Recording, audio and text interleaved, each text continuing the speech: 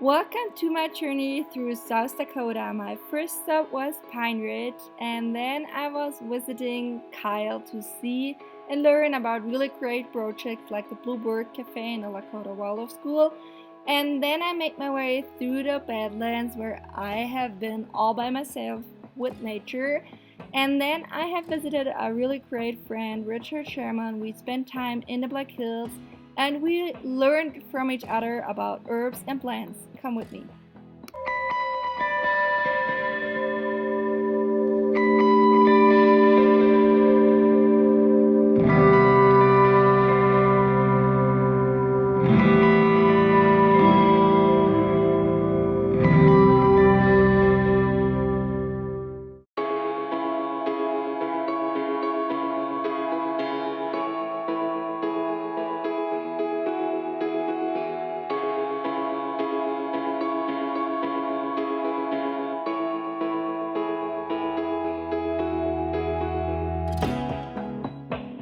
I'm now in South Dakota in Pine Ridge.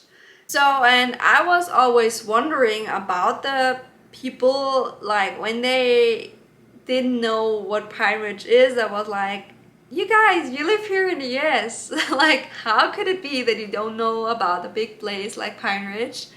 Hopefully more people will know about this place because I feel like it's important. I also wanted to make this video to show you all the great projects out here, all the people who put all their love in their projects, and I think it's important to show you this part of the US.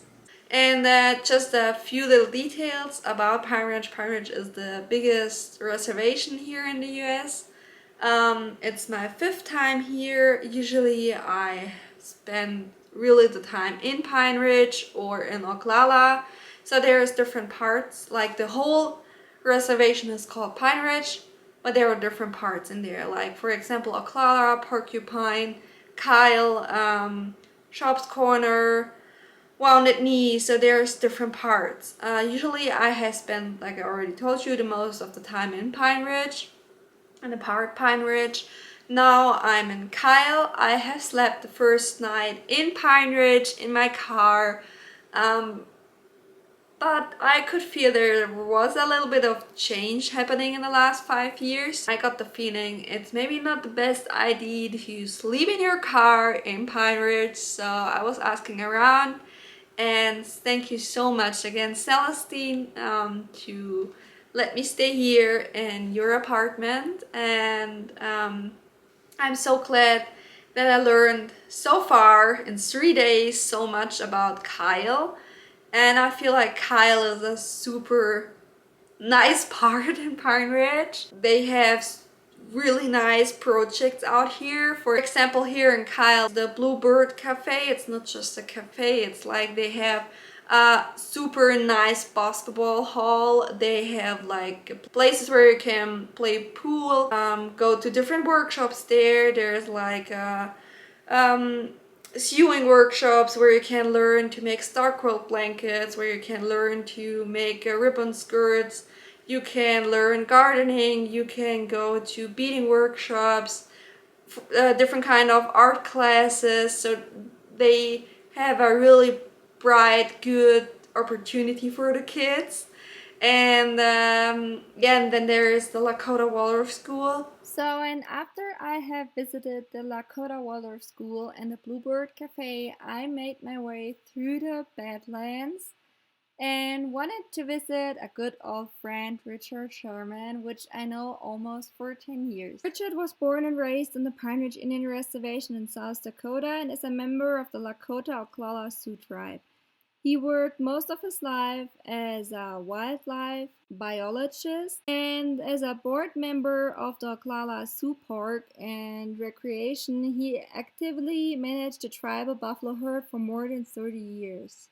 He studied wildlife management at the Utah State University and has a master's degree in regional planning from the University of Massachusetts. Right now, Richard is working on a really great project. He is working on a Lakota herbal book, his first own herbal book.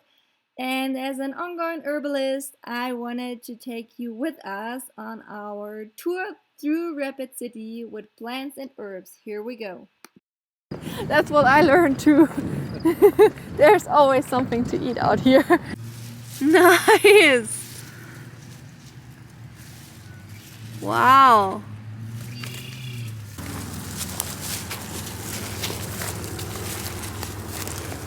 This plant is called poison hemlock. It's probably the most deadly plant we have in this area. Mm-hmm. It's one that grows along streams, mm-hmm. along with another one, water hemlock. Mm-hmm. And every part of the plant is poisonous. The root, the leaves, mm-hmm. the flowers, the stem, the whole thing. So it's one to stay away from. But can you touch it? You can touch it, but you probably shouldn't. This plant is called chokecherry, and it's both a food plant and a medicine. The medicine that it contains in the bark is one that alleviates diarrhea symptoms. And diarrhea was one thing that used to kill people in large numbers, especially kids. So it's one of the cures for that. And then the berries are edible. And sometimes they're ground with meat and fat and made into little balls that people carry. And they crush the seeds and they eat the seeds as well. So it's a very important plant for the Lakota people here in South Dakota. There's one that's very similar. Okay, there's one. The berries are just a little bit smaller than that. But they're not edible. Even birds don't eat them. But these they do. This is a good fruit. Okay. Okay. Which color do they get? Black? They will be black, yeah. Okay. When they're ripe, yeah. I don't know if they were brought into this area and planted or if they grow profusely. What is it called? Thornberry. Thornberry? Thorn, yeah. Like because of this? Mm-hmm, yeah. And that's the difference to the chokecherries? Chokecherries don't have thorns. Ah, yeah, that's the important part. Like chokecherries don't have the thorns, and they have. Okay. And they're smaller. The leaves are a little smaller, although they're similar. And then the berries are smaller as well. But the berries are also black. They will be, yeah. Oh, hi, spider. Just like the chokecherry. But yeah, nothing eats them. They just die on the vine. I mean, die on the tree, the shrub. The birds will pass them up.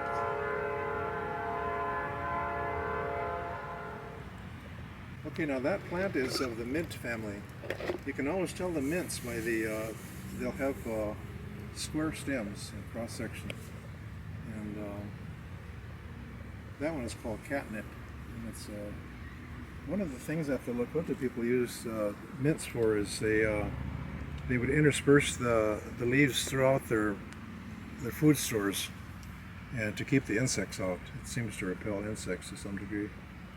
So yeah, and as you were saying, it looks very much like a nettle. You know, the shape of the leaves and everything. It does very much resemble, and as does the flowering parts too. When they come up, they look very nettle-like as well. But you can like figure it out once with it's not burning when you touch it. Yes. And it smells different. Yes. Yeah, the nettle has chemicals on the edges of the leaves that will get under your skin and really burn for a while. Nice. As children, we used to just, it grew by the creeks, so we just put mud on it. Oh. And that would feel better. So it cooled off the stings from the nettles? Yeah. Nice.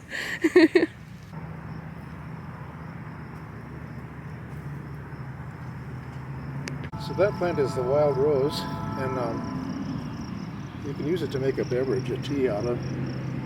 But it's a medicinal plant as well. It's another plant that's used to treat diarrhea, which has killed many kids in the past. People like to collect it to use for tea, though, the berries. The tiny berries? Yeah. That's for the tea? They're real small yet, but okay. They'll get bigger. So you just use the berries for tea? Yeah, but they have a lot of seeds in them. You have to take the seeds out, you know. Oh, because they're itching? They're itching? They can if you swallow them. Yeah. You don't want to swallow them. It's used to treat skin disorders or burns. anything pertaining to skin. Mm-hmm. So, and how do you use it? You crush the plant and then put the juice on the wound. You use the whole plant? Yeah. Okay. Here are two different kinds of sages. One is called Frigida, Artemisia frigida. It's called a women's sage, and it's used to treat irregular menstruation. And the other one is men's sage, and they have a similar odor to them. They're both of the aster family, the same as sunflowers. Mm-hmm. And so the sage is used for tea. You can use all of the sage families. Some people use it in cooking, and some people make a tea out of it. But I always just consider they burn it too when they have their ceremonies.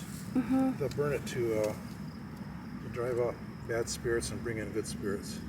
So. It doesn't matter if I pick the woman's sage or the man's sage. I can use all of it. Sure. Yeah. Okay. I mean, people normally just use the top parts, with the flower, the leaves. I'll go this a little bit. For me, it's always so fascinating that all these herbs and all these medicine plants grow in the middle of the city next to us.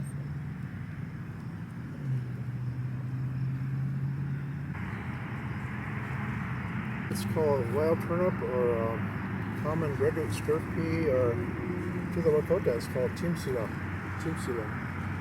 And you can either eat it raw or you can dry it and eat it. They'll last a long time. I have some that are probably 8 years old. I still use them for soups. It's of the bean and pea family. So, and you eat the roots of it? The root, the corn. Yeah. Okay. It's about maybe 4 to 6 inches under the surface. Oh wow. So people take them and braid them. They have a long root tail on them, so they braid them together to dry. Is there like a similar taste to something? It's fairly bland. It's a starchy plant. So it usually takes on the flavor of whatever you're cooking it with, buffalo meat or whatever. Yeah. This is probably the most abundant food plant found in the United States, cattails, and it grows along slow-moving streams usually, like you can see here. This is sort of a flooded area, and what you do is you follow the leaf all the way down through the root, and you'll find a white place there. Cut that out and peel it, and then you can eat that. You can eat it raw, or like in a salad, or you can put it in your cooking. But then the top parts too. These ones are on the seed. These are last year's, and you can't eat those like that. But when they're still hard and green, early in the season, they're edible. You can also use those to eat. So, yeah, and of course these are plants that are everywhere around the country. So usually you just like pick the whole plant, and then when it's fresh, when it's green, you can eat the top of it. Or the bottom. Or the bottom, yeah. like the root, kind of the root. Okay, and that's something you can use for the salad, the root. Yes, yeah, it's okay. It's crunchy, kind of like celery or something. And what's the plant called? It's cattail. Cattail. Okay, because of the end of the plant. Yeah. Looks like a cattail. Okay, nice. And what's it called? The common name is wild licorice. It's of the same, it's of the bean and pea family. But it fruits, when it goes to seed, you can see here in the picture that they're very sticky. They'll stick to your clothing or dogs and horses and so forth. And the Lakota call them wina wizi, which means jealous woman plant. They tend to put it next to your clothing, see if it'll stick. Some materials it won't stick. So not that one, I guess. Usually the ones that are... oh, it does. Just usually the synthetic materials that won't. So it's called jealous woman? Jealous woman, yeah. Nice. That's what I mean. You walk around and then you see all these miracles. It's so nice. Once you know what they are, then you really see them all the time. Yeah, it's everywhere. Like, really nice to see. A lot of carrots. Yeah. And as you can see, Richard has a lot of knowledge, and it was super nice to learn from each other about plants and herbs. Because for me, as an ongoing herbalist, I really love the time. I really love to learn about all the plants and all the herbs. And then we had a really special dinner with self collected wild rice. And I think that was the best rice that I ever had in my life. It was so great. Thank you, Richard, for all your time. And then it was time to say goodbye. So I took my time and had some breakfast outside.